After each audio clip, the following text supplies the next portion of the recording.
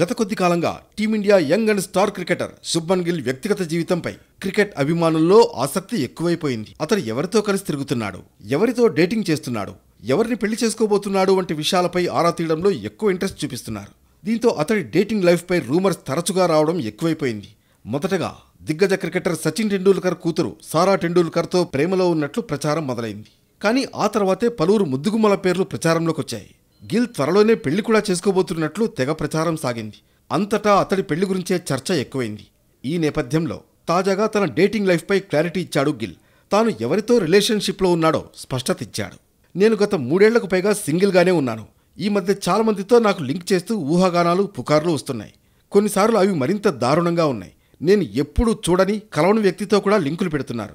ప్రస్తుతం నేను నా ప్రొఫెషనల్ కెరీర్పై దృష్టి పెట్టాను అని గిల్ చెప్పుకొచ్చాడు. అయితే రీసెంట్గా ఏప్రిల్ 21న తన పెళ్లి గురించి కూడా స్పందించిన గిల్ ఇప్పట్లో చేసుకునే ఆలోచన లేదని తేల్చి చెప్పాడు.